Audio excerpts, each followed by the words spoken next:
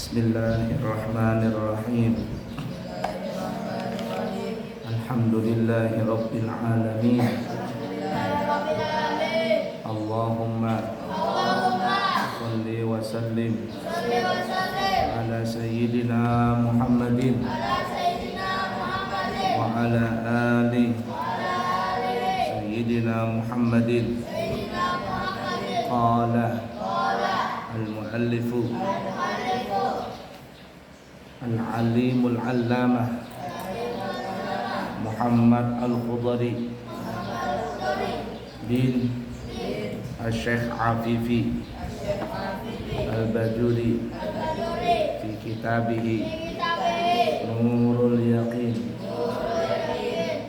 rahimahullahu ta'ala wa nafa'na bihi wa bi ulumihi fid din dunya wal akhirah. Halaman 37.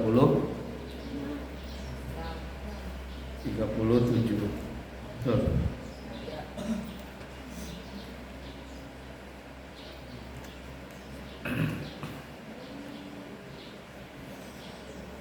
Kemuliaan yang Allah anugerahkan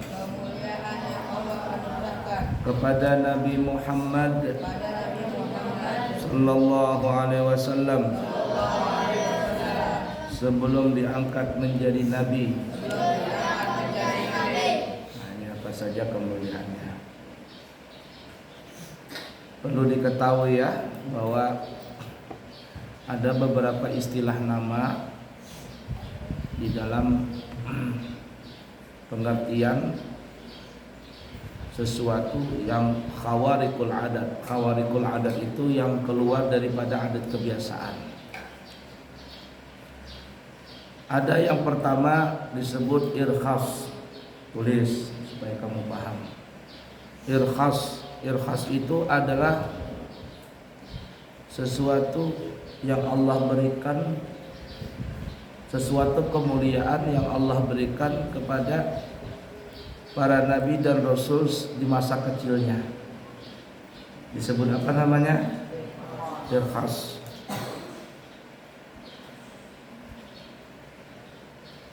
Banyak itu, apa saja para nabi dan rasul yang diberikan kemuliaan di masa kecilnya disebut irkhas. Kalau Nabi Muhammad SAW umpama dibelah dadanya, beliau tidak mati. Beliau bisa menyembuhkan penyakit Halimatus Sa'diyah yang merawat beliau. Nah, Nabi Muhammad di masa kecil bisa berdialog dengan benda-benda mati atau binatang. Nabi mendengar itu binatang-binatang mengucapkan salam kepada Nabi kita, batu-batu mengucapkan salam kepada Nabi kita di masa kecil ini. Itu disebut namanya apa istilahnya tadi? Irkhas. Yang kedua ada disebut mukjizat, yaitu kemuliaan yang Allah berikan kepada para nabi dan rasul setelah diangkat menjadi nabi dan rasul. Disebut apa namanya? Mukjizat. Nabi kita Isra Mi'raj, Nabi kita bisa mengeluarkan air dari sela-sela jarinya dan lain sebagainya, termasuk para nabi yang lalu mempunyai kelebihan setelah mereka diangkat menjadi nabi dan rasul, maka itu disebut namanya mukjizat. Ada lagi yang namanya karamah.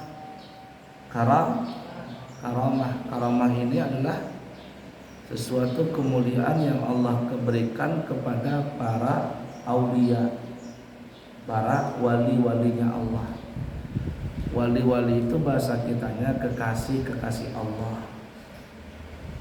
Kekasih-kekasih Allah. Nah, cuman harus hati-hati ya melihatnya ini. Jadi jangan juga terlalu terpesona dengan sesuatu yang menyalahi daripada adat kebiasaan. Kalau orang itu kekasih Allah, dia rajin sholat, dia rajin ibadah, akhlaknya baik, mengerjakan perintah Allah, meninggalkan larangan Allah, lalu dia diberikan oleh Allah sesuatu kemuliaan. Dia umpama bisa berjalan di atas air, umpamanya bisa melihat sesuatu yang tidak bisa dilihat oleh orang, dan masih banyak lagi, maka itu disebut namanya karamah.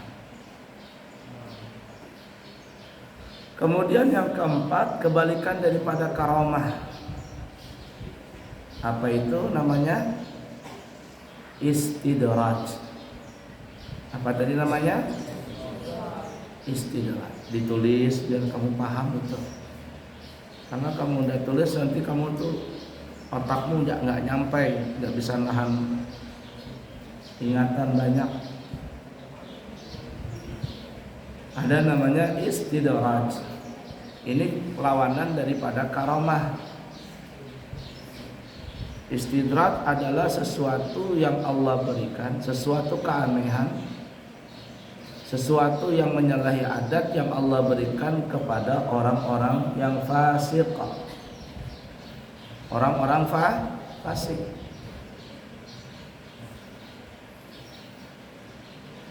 Ada orang bisa terbang, padahal dia nggak sholat, nggak puasa, nggak zakat, tapi bisa terbang, bisa jalan di atas air.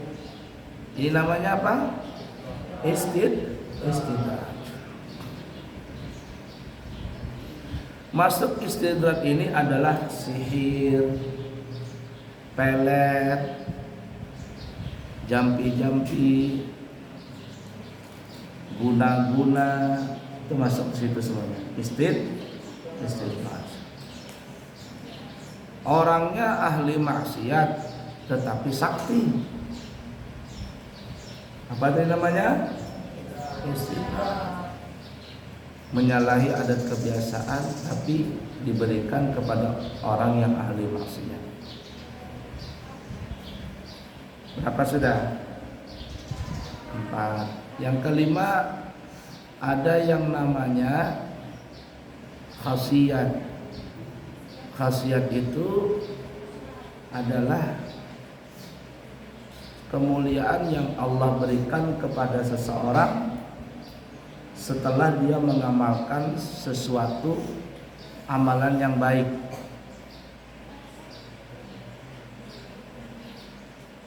Apa tadi khasiat? Yaitu kemuliaan yang Allah berikan kepada seseorang yang dia telah mengamalkan amalan yang baik. Itu disebut namanya khasiat.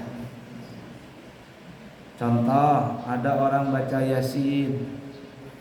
Nabi kan menyuruh Yasin 5 quri'alah. Surah Yasin itu dibaca dengan niat apapun juga. Ada orang niat baca Yasin untuk selamat.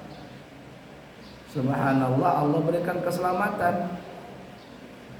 Maka itu salah satu bentuk khasiat daripada surah Yasin.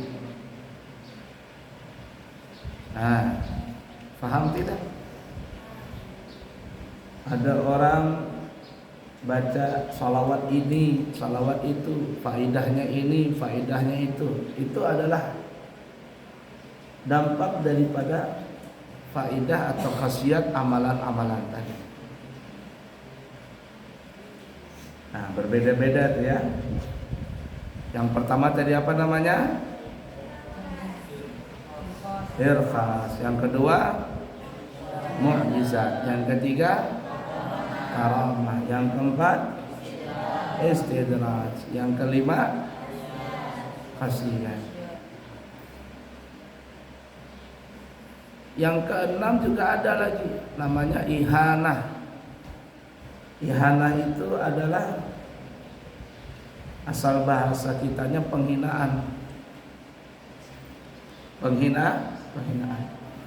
Cuman ini adalah sesuatu keanehan yang gagal. Itu kehinaan, ihanah. Seperti Musailamah Al-Kadzab. Tahu Musailamah Al-Kadzab? Siapa itu? Nabi palsu. Dia meludahi sumur. Sumurnya ada airnya. Setelah diludahi jadi kering. Tuk, tambah habis.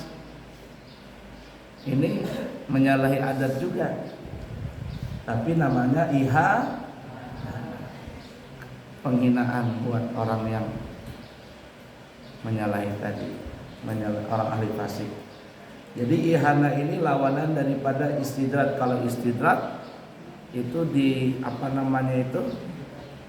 diberikan kemudahan tapi untuk orang yang fasik.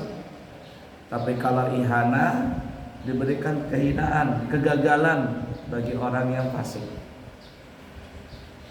Mudah nggak dipaham?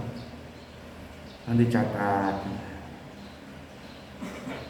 Jadi kalau ada pertanyaan, kamu bisa ngerti itu.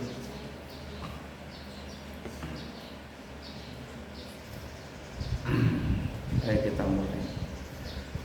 Anugerah pertama yang dikaruniakan Allah Subhanahu wa ta'ala ialah keberkahan yang dilimpahkan kepada keluarga Halimah, tempat Nabi Muhammad sallallahu alaihi wasallam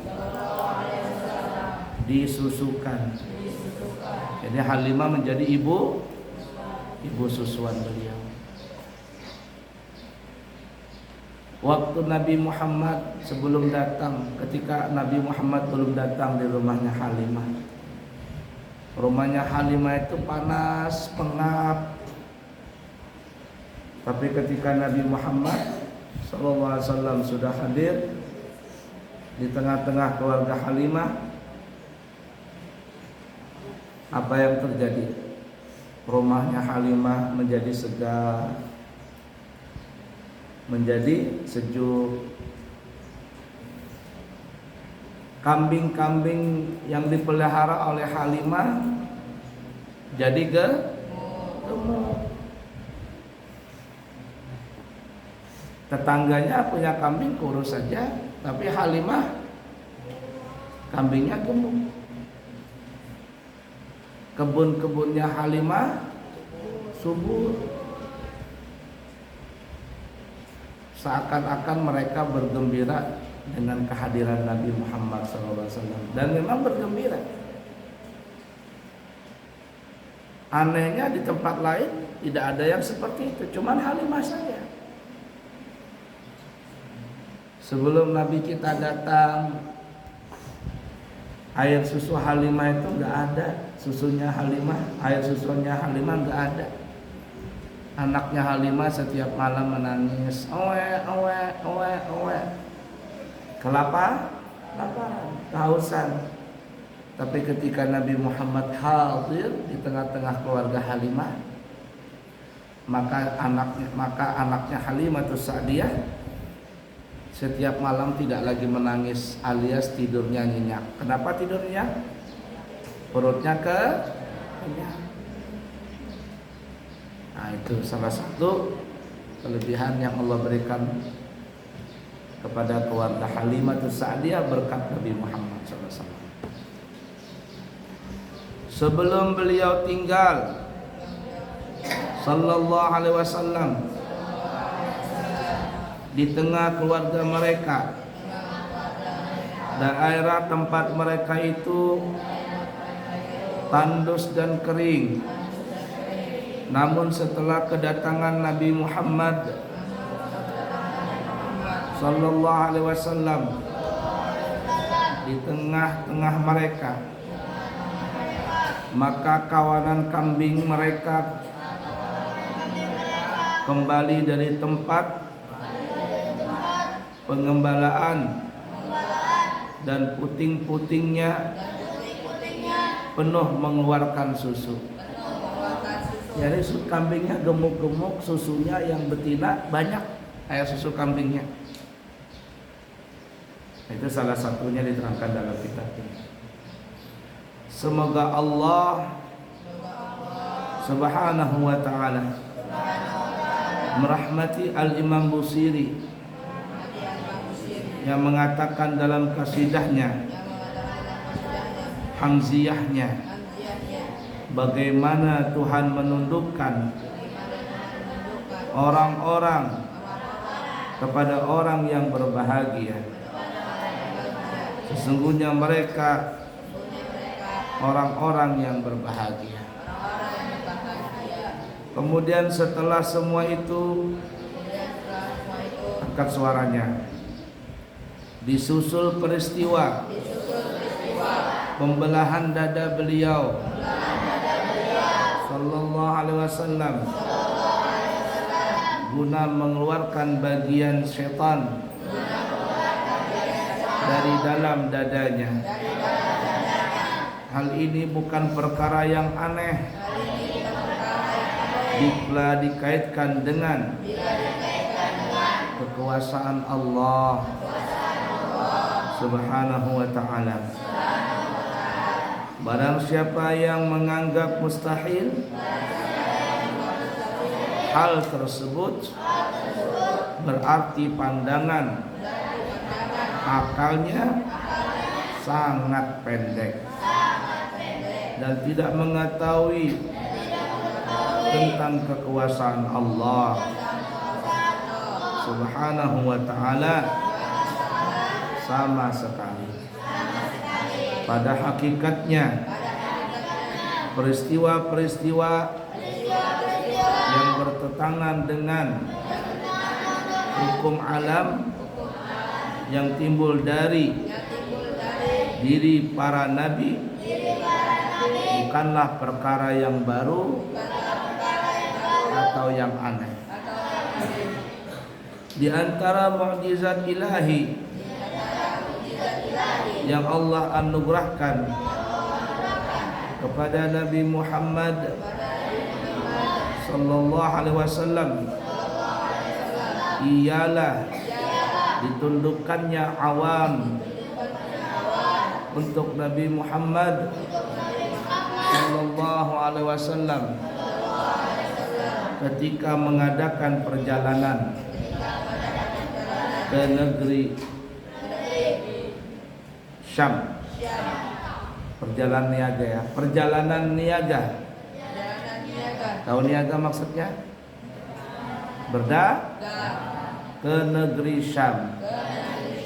Tapi tidak ada seorang pun dalam kafilah itu yang ikut ternaungi bersama beliau. Jadi ketika Nabi Muhammad berjalan ke negeri Syam bersama paman beliau Abu Talib, hanya Nabi Muhammad saja yang selalu dinaungi oleh awan. Awan ini ikut terus itu. Ini yang dituruti sama film Song Bukon apa namanya? Kemana-mana Song Bukon di awan terus supaya nggak kepanasan. Itu bohong filmnya. Tapi kita Nabi Muhammad benar. Cuma Nabi Muhammad saja, yang lain tidak. Yang lain tidak dinaungin awan. Hebatnya seperti itu.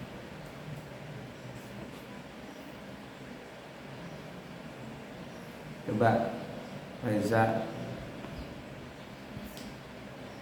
pindah ke depan.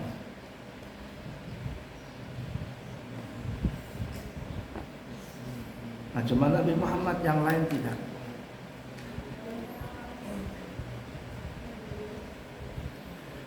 Awan tersebut menaungi beliau dari terik matahari pada musim panas. Tapi tidak ada seorang pun dalam kafilah itu yang ikut ternaungi bersama beliau. Unik kan ya? Itu disebut namanya, kalau masih kecil Nabi disebut apa namanya?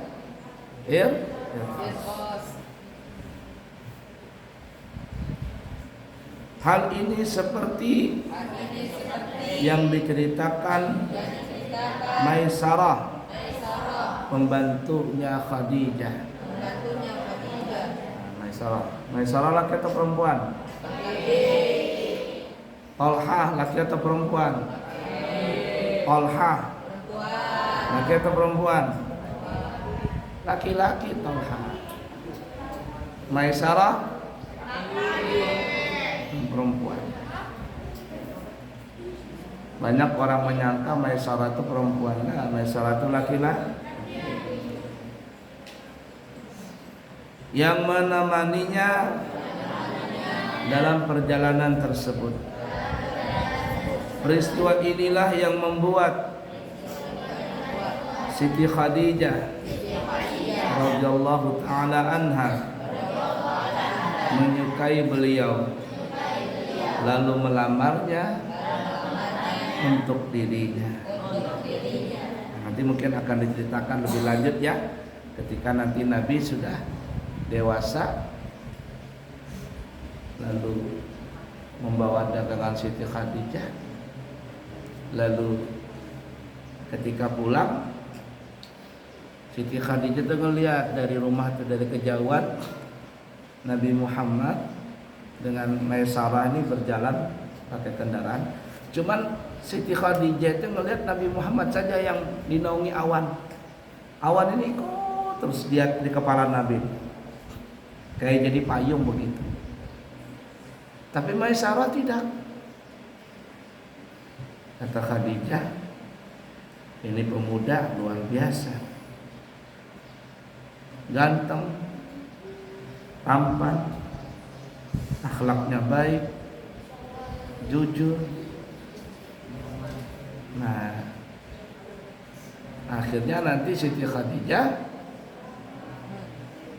jatuh cinta kepada Nabi Muhammad. Dan itu nanti mencari tahu kabar Nabi Muhammad lewat siapa? Maisarah. Jadi setelah pulang Nabi Muhammad, Maisarah dipanggil sama Khadijah. Gimana itu Muhammad itu? Kata Maisarah, orangnya itu paling baik, akhlaknya sempurna, budi pekertinya. Kita jualan di Syam dapat untung banyak, jujur. Kalau ada aib cacat di dalam dagangan, Nabi Muhammad tuh ngasih tahu sama penjual, sehingga penjual itu tidak merasa kecewa. Akhirnya nanti penjual datang lagi untuk membeli barang kita. Setelah untung, kita beli lagi barang-barang yang ada di Syam yang tidak ada di kota Mekah. Dijual lagi di Mekah, dapat untung lagi, bolak-balik seperti itu. Begitu orang zaman dulu dagang. Kita ya sampai sekarang kan.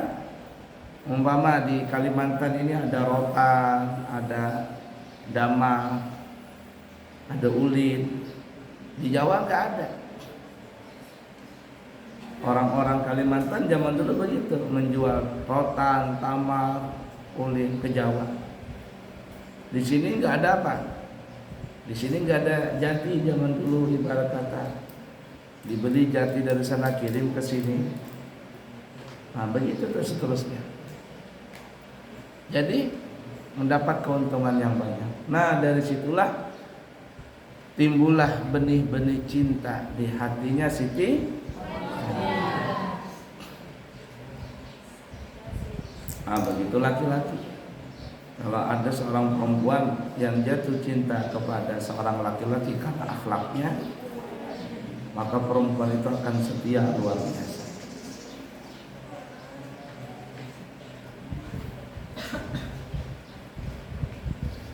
Siti Khadijah radhiyallahu taala yakin bahwa Nabi Muhammad sallallahu alaihi wasallam akan memiliki perkara yang agung di masa mendatang. Nah, padahal Siti Khadijah itu sudah 2 kali menikah, 2 kali gagal dalam pernikahannya. Siti Khadijah 2 kali menikah, 2 kali gagal, dan mempunyai anak. Sebelum Nabi Muhammad, Siti Khadijah sudah ada punya anak dari suami yang terdahulu. 40 tahun Siti Khadijah umurnya, sedangkan Nabi Muhammad umurnya 25 tahun, 15 tahun bedanya. Tapi Siti Khadijah adalah perempuan yang terhormat, orang yang kaya. Karena dia kaya bisa merawat tubuh beliau. Banyak laki-laki yang kepingin menikahi Siti Khadijah, tapi semuanya ditolak. Kecantikan Siti Khadijah, walaupun di umur 40 tahun, walaupun beliau seorang janda, tapi bisa meluluhkan laki-laki yang lain. Banyak yang kepingin melamar Siti Khadijah, tapi ditolak semua. Gitu? Sampai akhirnya, nanti mungkin akan sampai ceritanya, menikahlah Nabi Muhammad dengan Siti Khadijah. Gak ada masalah seorang laki-laki menikah dengan janda. Abu Ya berapa kali menikahkan orang pemuda yang menikah dengan janda? Banyak. Kalau janda ketemu duda itu biasa. Janda perjaka ketemu janda itu berapa kali Abu Ya menikahkan? Yang baru-baru ini mungkin ada sebulan atau 2 bulan yang lalu, itu juga perjaka menikah dengan janda, besar-besaran lagi nikahnya.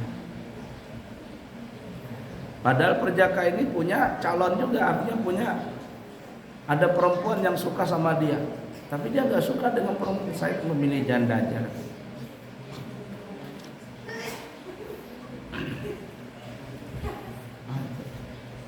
Cuman ada yang menceritakan bahwa ketika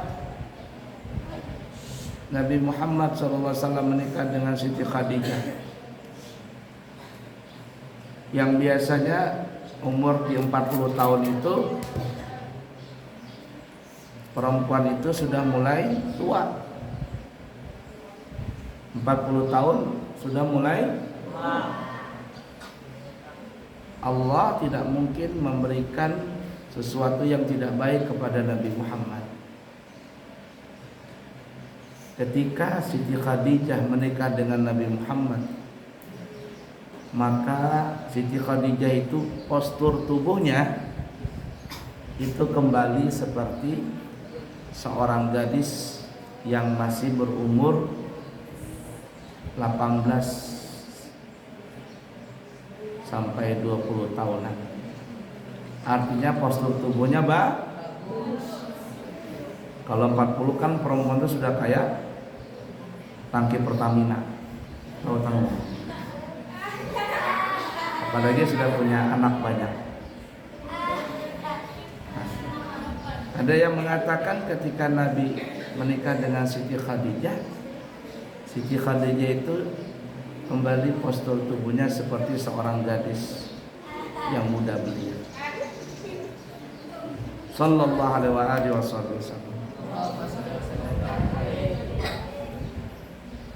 Oleh karena itu, ketika kenabian turun kepada beliau, maka Siti Khadijahlah adalah orang yang paling cepat beriman kepadanya. Dari kalangan perempuan yang pertama kali beriman adalah membela dakwahnya Nabi. Dalam manaqib beliau itu, manaqib Siti Khadijah, detik-detik Siti Khadijah mau meninggal, kata Siti Khadijah, wahai kekasihku Nabi Muhammad, kalau seandainya engkau berdakwah kehabisan ongkos, maka galilah kuburanku, ambillah tulang belulangku, jualah tulang belulangku itu dananya untuk dakwah Islamiyah. Nah, mungkinlah Nabi menggali kuburannya Siti Khadijah, tetapi ini adalah menunjukkan bahwa kecintaan Siti Khadijah kepada Nabi Muhammad dan kepada dakwah Islam itu sangat luar biasa. Sampai kuburan ibarat kata tulang belulang kalau bisa dijual saja untuk dakwah. Itu saking hebatnya Siti Khadijah. Sehingga tidak ada yang bisa menggantikan Siti Khadijah di dalam hati Nabi Muhammad SAW. Beliau adalah perempuan yang melahirkan seluruh anak-anak Nabi Muhammad. Qasim, Abdullah, Ibrahim, Ruqayyah, Ummi Kulsum, Zainab, Fatimah, semuanya terlahir dari rahimnya Siti Khadijah. Cuma satu saja yang tidak lahir dari rahimnya Siti Khadijah, Ibrahim saja. Sedangkan Qasim, Abdullah, Zainab, Ummu Kulsum, Ruqayyah, Fatimah semuanya lahir dari rahimnya Siti Khadijah. Sisa Ibrahim saja terlahir dari istrinya Nabi yang bernama Mariyatul Qibtiyah.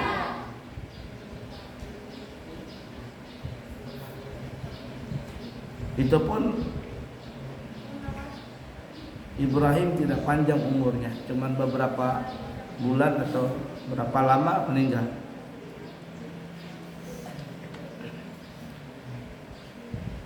Luar biasa Siti Khadijah perjuangannya.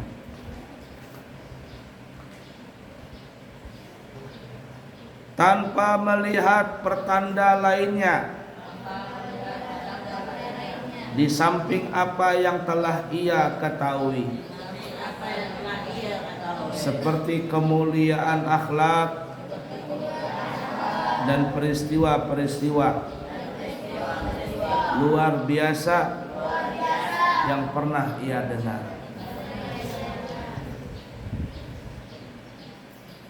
Coba itu samping Habib Ali itu siapa namanya? Tidak, samping Akmal.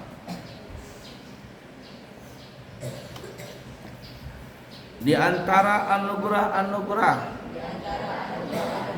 yang Allah berikan kepada Rasulullah Sallallahu Alaihi Wasallam, ikutin semuanya, ialah ucapan yang dapat beliau dengar dari bebatuan dan pepohonan. Itu yang Abu ya tadi ceritakan. Biasanya apabila hendak buang hajat, beliau akan pergi menjauh sampai tidak melihat bangunan dan sembunyi di semak di tengah lembah. Pada saat itu tidak ada batu dan pohon pun yang beliau lewati kecuali mengucapkan asyhadu, mengucapkan as-salatu wassalamu alaika ya Rasulullah. Semoga salawat dan salam terlimpah kepadamu wahai Rasulullah. La ilaha illallah.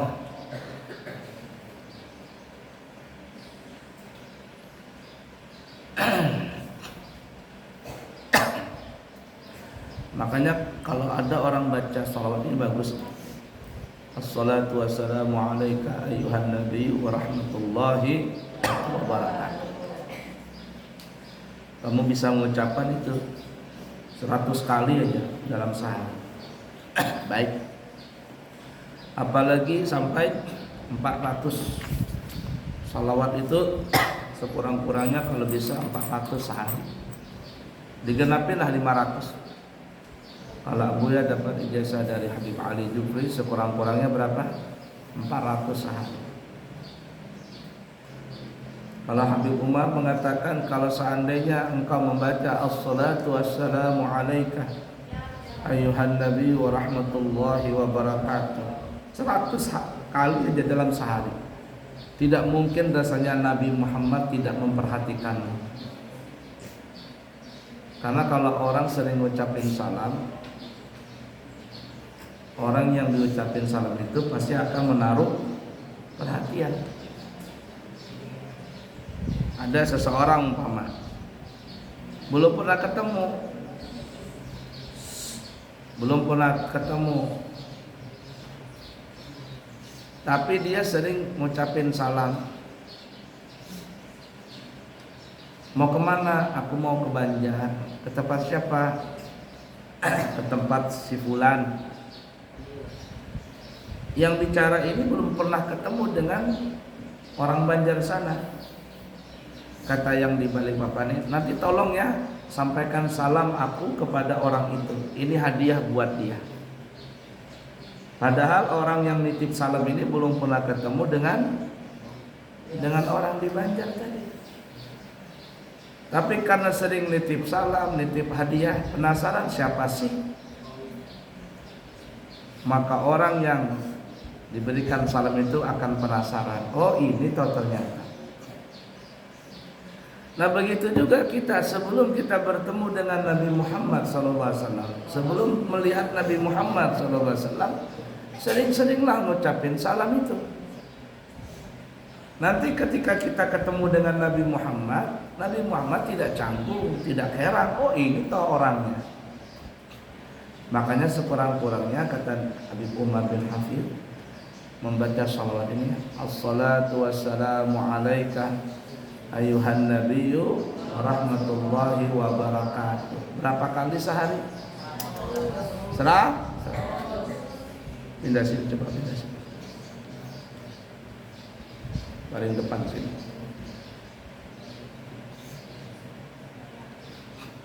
Serah? 100.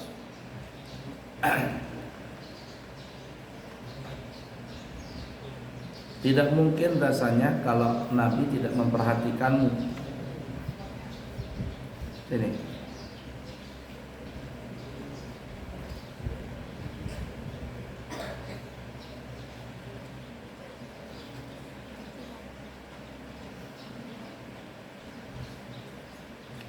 Itu kehebatan sholawat tadi.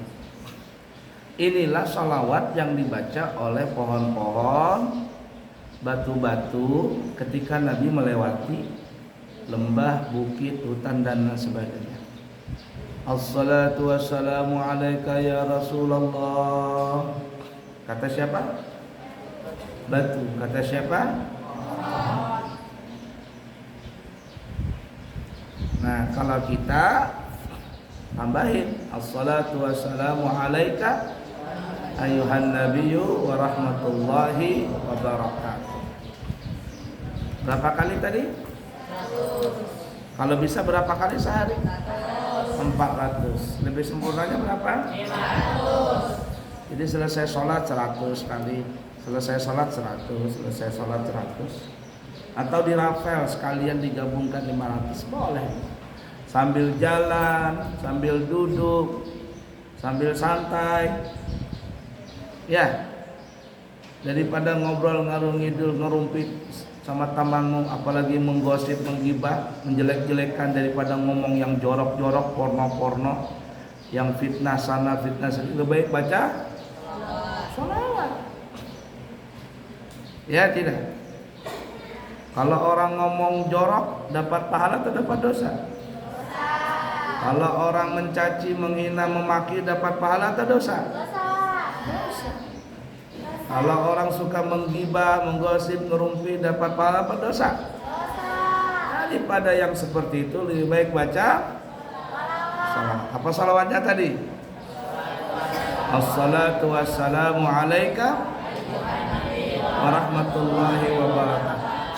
Apalagi kamu bisa membayangkan, coba kalau orang jatuh cinta, dia bayangkan kekasihnya di hadapannya, menghayal dia, ngelihat bantal kekasihnya, lihat guling, terbayang kekasihnya, lihat dinding, kekasihnya. Mana? Kulihat bantal, ada wajahmu. Kulihat guling, ada wajahmu.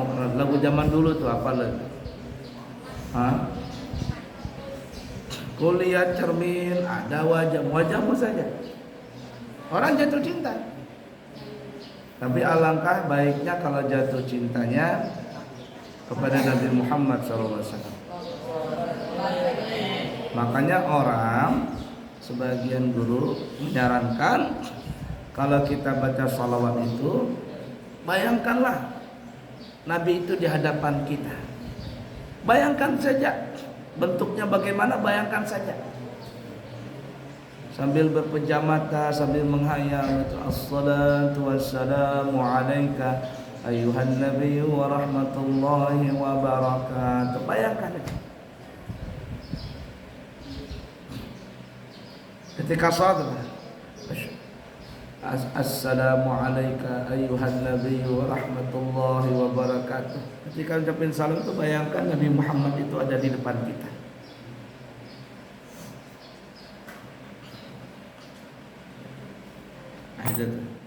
Kalau sudah seperti itu konsentrasinya, nanti kalau sudah terbiasa, dia akan menjadi darah daging salawat tadi. Kalau sudah menjadi darah daging, walaupun mulutnya tidak mengucapkan salawat, tapi darah dagingnya itu bersalawat semua. Sehingga seluruh tubuhnya itu adalah yang dipikirkan Nabi Muhammad. Coba orang jatuh cinta tenang. Ada nggak dia berucap-ucap? Dia diam saja, ngelamun. Tidak terucap dengan lisannya, tapi darah dagingnya itu mengucapkan kekasihnya terus. Paham tidak? Kalau sesama kekasih bisa seperti itu, bagaimana? Kenapa tidak dengan Nabi Muhammad SAW?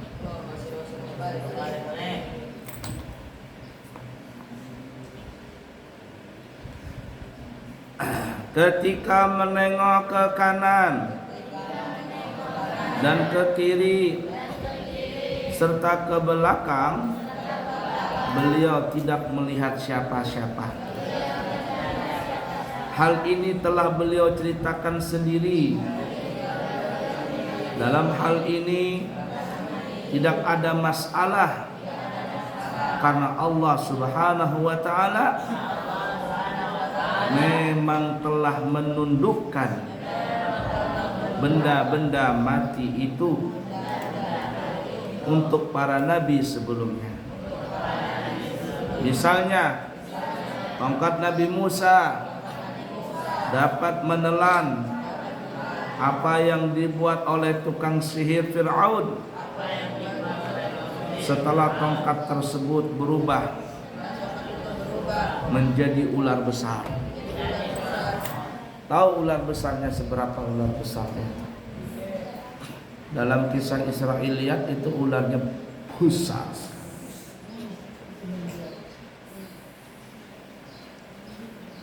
Mulut ular itu terbuka. Rahang di bawah ini itu berada di lantai istananya Firaun. Mulut yang di atas, rahang yang di atas, benganga ular itu, rahang yang di atas ini adalah setinggi istananya Firaun. Kalau Firaun itu punya menara, setinggi itu dia punya, mulutnya mengangkat. Gede sekali ular itu. Bukan kalau di film kan kayak ular kobra saja, ini bukan.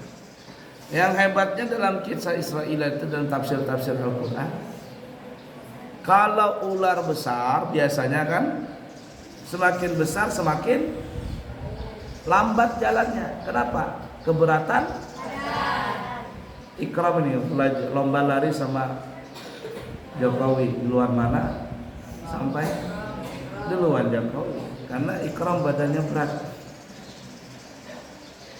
Ular tongkat Nabi Musa ini aneh, badannya besar tapi lincahnya seperti ular kecil.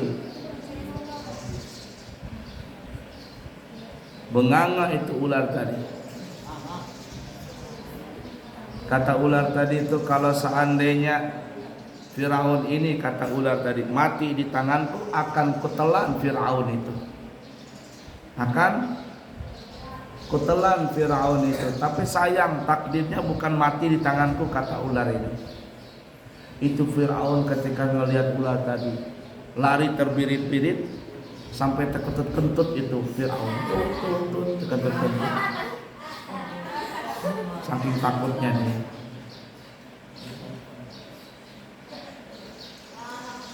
Dan ketika Nabi Musa ingin mengembalikan ular tadi menjadi tongkat, dalam kisah Israiliyat, bukan yang di film, itu Nabi Musa bukan menangkap ular tadi, tapi tangannya Nabi Musa masuk ke dalam mulutnya ular tadi. Ketika tangan Nabi Musa masuk, baru jadi tongkat kembali. Wallahu a'lam. Ketika Abuya ke Turki kemarin, ke Turki, tulisannya di situ ada tongkat Nabi Musa. Tapi Abuya lihat tongkat Nabi Musa itu kurang lebih panjangnya cuma segini. Kayak tongkat Abuya ini, kecilnya seperti ujung ini, bengkok-bengkok begini. Apakah itu tongkat Nabi Musa yang membelah lautan atau tidak, wallahu alam. Cuman di situ dipastikan keasliannya. Tongkat Nabi Musa, asa Musa alaihi salam. Tongkatnya Nabi Musa, segini aja panjangnya kurang lebih. Tapi dia beliuk-beliuk begitu. Apakah itu tongkat Nabi Musa atau tidak, wallahu alam. Apakah ada tongkat yang lain untuk membelah lautan dan yang jadi ular, ataukah yang Allah saja yang tahu? Abuya juga agak bingung kenapa seperti itu tongkatnya. Nabi Musa kan tinggi orangnya, kurang lebih 20 meteran tinggi badannya itu. Kok tongkatnya kecil sekali. Nah, mungkin saja itu tongkat asli, tapi bukan tongkat untuk kayak Abuya gini, tetapi itu kayak tongkat komando. Tahu tongkat komando? Polisi, Kapolri, bintang 3, bintang 4 itu biasanya dia punya tongkat. Tongkatnya kecil saja segini tongkat tadi. Ditaruh di sini biasanya. Kalau lagi upacara biasanya ada tongkatnya. Itu disebut namanya tongkat komando. Atau berigen atau apa? Nah, punya tongkat enggak? Neng.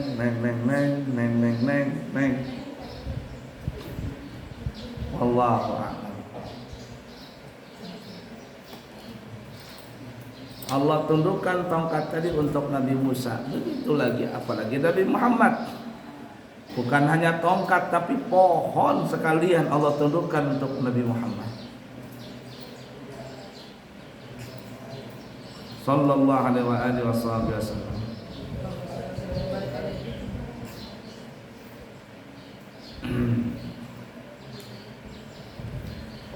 Setelah itu ular besar tersebut kembali menjadi tongkat seperti semula. Kemudian tatkala Nabi Musa memukulkan tongkat tersebut ke sebuah batu besar, ikutin semuanya, maka memancarlah dari batu tersebut 12 mata air, sehingga setiap kabilah Bani Israel mendapat bagian satu mata air untuk minum mereka. Karena Nabi Musa itu punya kabilah Bani Israel itu ada 12 suku. Ada 12 supaya enggak berebut, masing-masing suku punya mata air dari batu itu. Bani Israel itu kalau dia mandi di sungai, ada kayak di sungai begitu, mereka mandi sambil bertelanjang. Nabi Musa nggak mau, itu aurat. Lalu karena Nabi Musa nggak mau, orang-orang Israel mengatakan Nabi Musa itu beburut. Atau beburut. Suatu ketika Nabi Musa ingin mandi di sungai. Beliau perlahan-lahan memasukkan kedua kaki ke dalam sungai, sambil masuk terus ke sungai, sambil baju beliau diangkat. Lalu baju beliau itu ditaruh di atas batu. Batunya lari. Ketika baju Nabi Musa ditaruh di batu, batunya Nabi Musa ngejar pakaian tadi, ngejar batu tadi, karena pakaian Nabi Musa di batu. Wah, batu. Kemana itu batu larinya? Pasar. Baru terlihat, ternyata Nabi Musa nggak berburu. Diambil sama Nabi Musa baju tadi, kurang ajar nih batu, pukul, dupak. Maka pukulan tongkat tadi itu memancarkan 12 mata air dari batu tadi. Kalau kamu lihat di YouTube ada Jejak Rasul, itu film dokumenter yang dibuat oleh orang Malaysia. Insya Allah besok datang TV ya, teman. Tadi hari ini datang, cuman orangnya masih di Kota Malang. Nanti di sini kita pasang satu untuk putra, satu untuk putri. Jadi nanti suatu waktu disetelkan, jangan film terus, nanti disetelkan kisah Rasul, Jejak Rasul, belajar ilmu tajwid di situ, langsung di YouTube. Nanti nonton film apa itu cuman hari Minggu saja, sisanya ceramah-ceramah. Ya, terus apalagi belajar tajwid, belajar tahsinul qiraah dari YouTube langsung. Nah, ada Jejak Rasul itu. Sekarang itu sampai sekarang masih ada itu mata air tadi.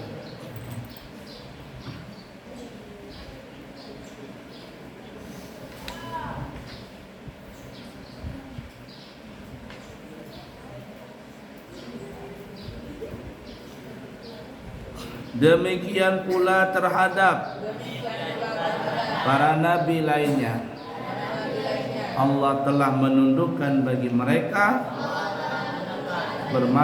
berbagai macam benda mati sesuai dengan kehendaknya. Hal itu untuk menunjukkan kebesaran kedudukan mereka dan pentingnya fungsi mereka kepada orang-orang yang berakal. Wallahu a'lam bi'asah dan dakwah, kebangkitan Nabi di dalam berdakwah. Fikih sampai mana ini? Kita belajar dikit ya. Bismillahirrahmanirrahim. Qala al-muallifu Sayyid Hasan bin Ahmad bin Muhammad Al-Kaf fi kitabihi At-Taqriratu As-Sadidatu hafadhahullahu ta'ala wa nafa'na bihi wa bi'ulumihi Din wad dunya wal akhirah. Halaman 40. Perubahan yang dikira-kirakan. Definisi at-taghayyur at-taqdiri, garis kurung, perubahan yang dikira-kirakan adalah kita menghukumi najis atau sucinya air dengan cara perkiraan, meskipun sifat-sifat air tersebut masih menetapi sifat aslinya. At-taghayyur at-taqdiri memiliki dua keadaan. Satu, air kemasukan najis yang sifatnya telah sesuai dengan sifat air, seperti air kencing yang sudah tidak berbau, maka perubahan air tersebut dikira-kirakan dengan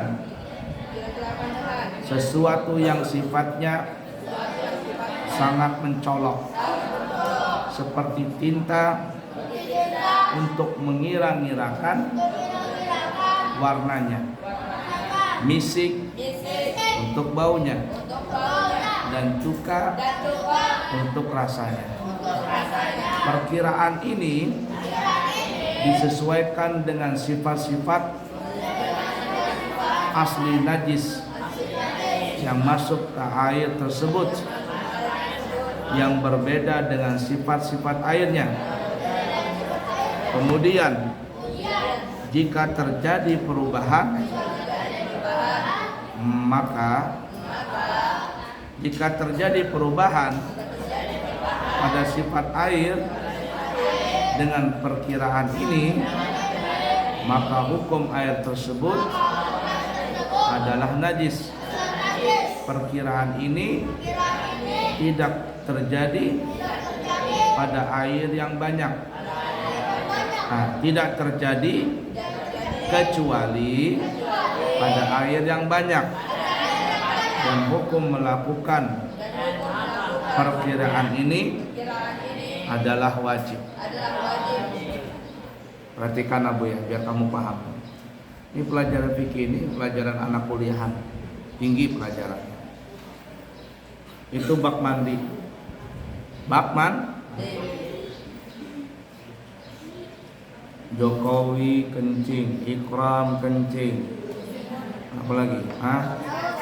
Daus kencing, Reski kencing, Rizky Akbar kencing. Dapat 1 M. Dengarkan aku ya. Dapat 1 M.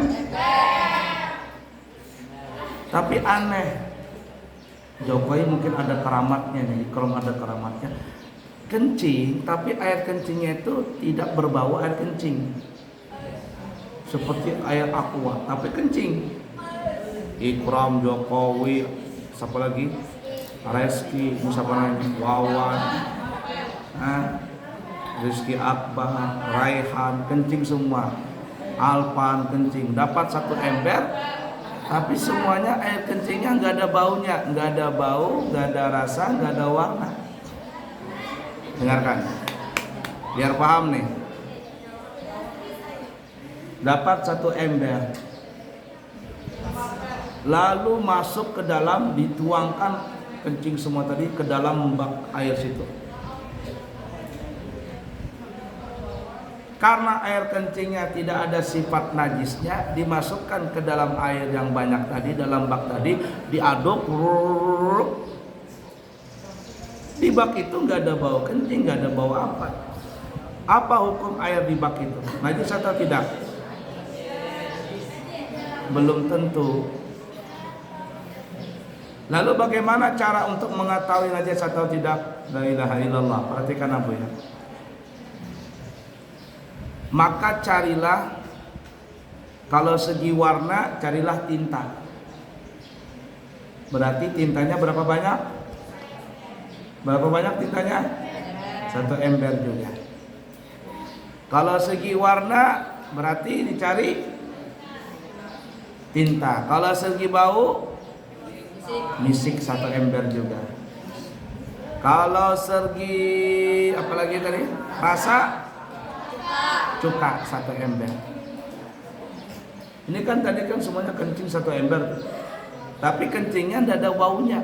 Nggak ada baunya, nggak ada rasanya, nggak ada, semuanya berhiasan. Lalu Jokowi, Ikram, apa semuanya. Nah, cari tinta 1 ember, diceburkan ke dalam bak itu, diaduk. Kira-kira air di bak itu jadi hijau atau tidak? Kalau seandainya dimasukkan tinta tadi 1 ember, bro, lalu diaduk, airnya menjadi hijau, menjadi apa, biru atau hitam karena bekas tinta tadi, berarti air ini hukumnya najis. Kenapa najis? Karena yang semula tadi kencingnya 1 ember. Tapi kalau tinta 1 ember tadi dimasukkan ke dalam apa namanya ini, bak, 1 ember tinta masukkan dalam bak, nggak ada berubah, airnya tetap biasa, maka berarti air ini hukumnya suci. Itu namanya at-taghayyur taqdiri, merubah dengan secara kira-kira, dikiaskan. Paham gak? Jokowi kurang kencing 1 ember, berkeramat semuanya nih, tidak ada baunya kencingnya, dimasukkan ke dalam bak. Airnya kan banyak nih Pak, aduk, tidak ada baunya, najis atau tidak? Lalu Jokowi datang ikut bilang sama Ustaz Najib, Ustaz Najib, apa kata Ustaz Najib? Kami tadi kencing di ember, embernya kencingnya nggak ada bau sama sekali, nggak ada warnanya, bersih seperti air aqua, dimasukkan ke dalam bak. Wah, apa hukumnya itu? Kata Ustaz Najmu, ntar dulu. Maka karena kamu telah masukkan air kencing situ, dihukum sama Ustaz Najmu. Cari tinta 1 ember. Cari tinta, masukin tinta tadi ke dalam bak. Dikiaskan, dikira-kira. Kalau berubah berarti air itu najis. Kalau nggak berubah berarti air itu. Nah, ini kata Sayyid Hasan bin Ahmad, itu namanya at-taghayyur taqdiri yang wajib, dan ini tidak bisa berlaku kalau tidak bisa berlaku kecuali di air yang banyak. Kalau di air sedikit, cuman 1 ember umpama atau 100 liter, Jokowi kencing dapat segini aja lah kencingnya. Mana 1 botol minyak harum kencingnya Jokowi, berubah atau tidak berubah nih air kencing, dimasukkan kencing tadi ke dalam 100 liter tadi. Apa hukum air 100 liter? Berubah tidak berubah hukumnya? Fahim tuh? Nanti kita sambung lagi, insya Allah. A'lam.